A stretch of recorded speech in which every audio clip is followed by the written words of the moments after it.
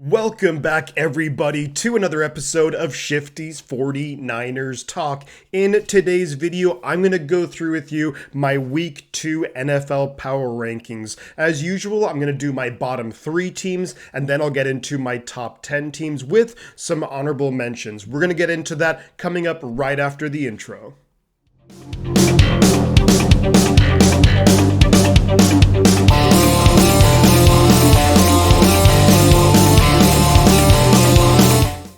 Week 1 in the NFL is always really hard to predict. You never really know what's going to happen. So many players swap teams, there's the draft, there's coaching changes. It always leads to a bunch of wacky results.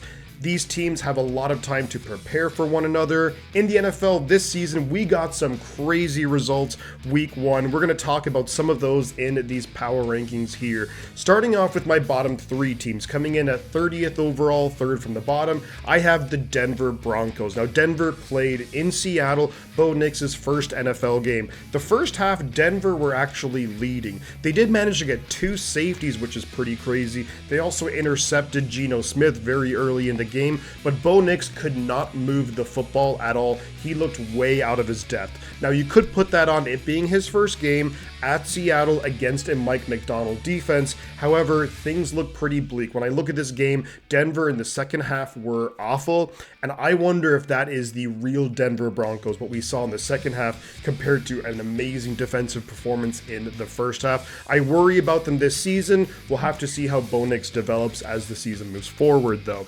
Now coming in at second from the bottom, 31 overall, we have the New York Giants. Now, the Giants just got destroyed at home by the Minnesota Vikings, the Sam Darnold-led Minnesota Vikings. Now, look, they have Justin Jefferson, they have Mario Addison. I love the pickup of Aaron Jones in the offseason, and they just wiped the floor with New York. I look at this Giants team, Daniel Jones, clearly not the guy moving forward. And then another big question will be, will Brian Daboll keep his job? Brian Daboll has taken over play calling duties. It did not look good week 1. And the defense, where was the pass rush? Kayvon Thibodeaux, Brian Burns.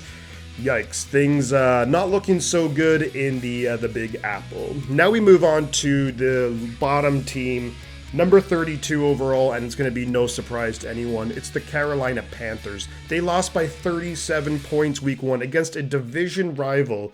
And Bryce Young, he looked awful. His first throw of the game, intercepted. They couldn't stop anything. And unfortunately, it looks like Derek Brown, their one star player that they have on defense, he might be out for the season. So this team is crumbling fast. Dave Canales, he's going to be in trouble. Bryce Young, we don't know what's going to happen with him. You know, some Panther fans calling and saying he's a bust already. I think that's a bit too early, but things are not looking good. They have a long way to go before they turn things around. Carolina fans already looking forward to next year's draft, and that is not a good sign. But there you have my bottom 3 teams. Coming up next is going to be my top 10. Before we get into my top 10, let me throw a couple of teams out as honorable mentions that came very close to making the top 10. One of those teams is going to be the Green Bay Packers. I think the Green Bay Packers, talent-wise on paper, are a top 10 team. I think they played pretty darn well week 1. However, Jordan Love is going to be out for a few weeks, maybe the next 3 or 4 weeks. And if they can't get performances, will they fall out of the race against the Lions? Maybe the Vikings or Bears are pretty good too. Going to be a tough hole to climb out of for Green Bay, but I do think they're a good team. Minnesota has to be mentioned for their dominating performance on the road. Sam Darnold looked really, really good. They have a good offensive play caller and head coach Kevin O'Connell, really good defensive coordinator in Brian Flores. They could upset things. They play San Francisco on Sunday. If Minnesota can get a result there, wow, what a start to the season that would be for the Vikings. Another team to mention, the New Orleans Saints. Yes, they beat the worst team in the NFL, in the Carolina Panthers, but it was convincing. Derek Carr looked really good in that West Coast offense, and the defense played really well. So the Saints, not quite there yet because of the level of competition played, but I do think they had a really good week 1, something positive to build off of. Now when we move to my top 10, at number 10 I have the Miami Dolphins. So the Dolphins beat the Jaguars on a last second field goal to win 20-17. Tua got into a rhythm eventually. He actually missed Tyreek Hill on an open pass early, but then they connected on an 80-yard pass. Connected with Jalen Waddle on a 60-plus yard pass. That's what the Miami Dolphins do. They're able to hit you with big explosive plays, and they hope to cause big plays defensively, turnovers, sacks, all of that good stuff. It was a bleak-looking first half for the Dolphins, but they really turned it around, and I think that's more the Miami Dolphins that we should see moving forward throughout the rest of the season. They do have a big matchup, though, and a quick turnaround on Thursday Night Football against my number 9 team, and that is the Buffalo Bills. They're going to be a big division early season game on Thursday Night Football. The Buffalo Bills, kind of similar to Miami. They looked out of sorts in the first half. They were down 17-3 to the Arizona Cardinals. But the end of the first half, they get a touchdown drive. They open up the second half, touchdown drive, and then they just took it from there. Arizona was able to hang around a little bit with a kick return touchdown, but overall, Buffalo just looked too good for them. Josh Allen was making plays all over the place. The defense making some timely plays too, but it's all going to rely on Josh Allen. Number one, if he stays healthy, they're going to have a shot in every single game this season, and I do think the Bills get better as the season goes on, as he gets more accustomed to his new weapons, Keon Coleman, Curtis Samuel, Marquez Valdez, Scantling, some of those guys. I do think the offense will improve as the season goes on. Now, coming in at number 8 in my rankings, we have the Tampa Bay Buccaneers. The Tampa Bay Buccaneers beat the Washington Commanders. Jaden Daniels looks pretty interesting there in Washington, but overall, this Buccaneers team looked really solid. Baker Mayfield did an excellent job throwing the football to his old reliable weapons, Mike Evans and Chris Godwin. They are just timeless guys. You just pencil them in for production year in, year out. The defense stepped up, and they have some really, really good players on defense too. I think the Buccaneers could be a sneaky team here, and they have a really interesting matchup week 2. It's going to be a rematch of the NFC divisional game where Tampa Bay takes on the Detroit Lions. That will be one to watch. Now coming in at number 7 in the rankings, we have the Houston Texans. The Texans division game week 1, they beat the Indianapolis Colts. They gave up some big plays to Anthony Richardson and his cannon of an arm, but overall, the Houston Texans, they looked the better team. They have a really good balanced offense. Joe Mixon running all over the Colts defense. I think he was a fantastic addition to this team. We know CJ Stroud, he can air the ball out. He throws it downfield to Nico Collins, Tank Dell. Now you add Stephon Diggs. That forces the defenders, they're going to have to play back a little bit. Now you have a legitimate running back threat who can take advantage of the fact the defense is playing so far back and just pick up chunk yards, 5, 6, 7, 8 yards a carry. Go for it. Keep the offense on the field. Control the clock. I think Houston's really good. Plus, they also have some pretty darn good defenders. Will Anderson, Danielle Hunter. I'm a big fan of the old 49er Jimmy Ward, also Derek Stingley. Good players all over that defense. At number 6 in my power rankings, you got the Baltimore Ravens. Now, the Ravens lost week 1, but against arguably the best team in the NFL, on the road at Kansas City, and we're talking like millimeters, inches away from tying that game and sending it to overtime. Lamar Jackson did everything that he could, throwing the football over 100 yards rushing. The defense I still think is pretty good. They are missing Mike McDonald, but I think again as the season goes on, I do think they'll kind of grow into themselves. The offense is going to take a little bit of time too. Isaiah Likely, breakout performance, massive performance there. Good to see Zay Flowers making some plays too. I think they're going to incorporate Mark Andrews a bit. Derrick Henry at running back, so they're going to go from strength to strength. Even though they lost week 1, they are still one of the better teams in the NFL. And coming up next, guys, is going to be my top 5 teams after week 1 in the NFL. And coming in at number 5, we got the Philadelphia Eagles. The Eagles played the Packers in Brazil, and that was a wild game. They started off slow. There was turnovers. It was sloppy play. The defense wasn't great. But overall, they got the job done in a tricky game, a week 1 game against a very quality opponent. For me, Green Bay would be comfortably in the top 10 if Jordan Love was still healthy. Now you look at the Philadelphia Eagles, they are stacked on the offensive side, on the defensive side. They got playmakers all over the place. I think one thing where there's question marks is the fact that just the leadership that they lost in the offseason. No more Jason Kelsey, no more Fletcher Cox. I think it's going to take some time for the younger guys to grow into that role, but overall just talent across the board, a lot of consistency, all their players coming back, all the offensive weapons, a lot of the defensive weapons too, and I think this team is primed for just another very, very good season. They're going to be a tough out for anyone. Do I have some concerns about Jalen Hurts? Maybe a little bit. I do think he's a good quarterback. Is he top 3 or top 5? I don't think so. But overall, they're going to be good enough. They're going to be there in the thick of things in December, and they should be playing football in January as well. Eagles, just a really good team on paper.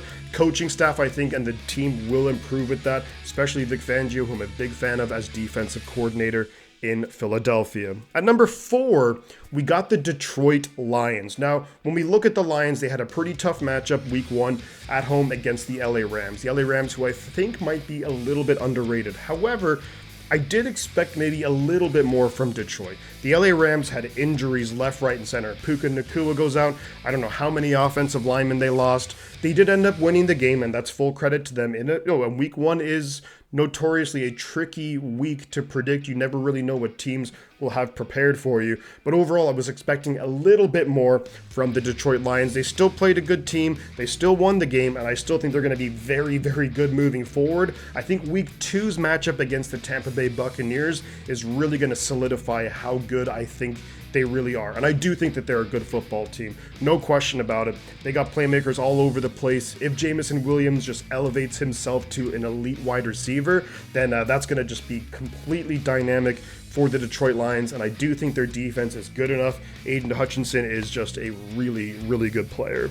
Coming in now at number 3 in the power rankings, we have the Dallas Cowboys.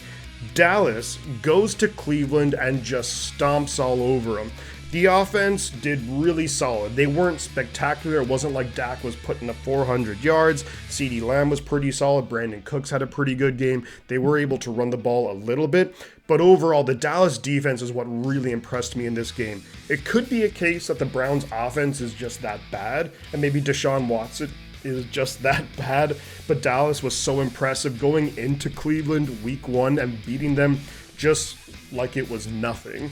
We San Francisco fans, we know last season we went into Cleveland, they had PJ Walker at quarterback, and they beat us. So we know how tough it is to go into Cleveland. Dallas made it look easy. I think CeeDee Lamb's going to grow more into the offense. Probably a little bit of the fact that he wasn't there for most of the offseason. Dak, CeeDee really going to form that chemistry, get that rapport going again as the season goes on. I think Dallas is a really good football team, and there's going to be some big matchups later this season, especially Dallas, San Francisco later. That is going to be a matchup we're all going to want to see.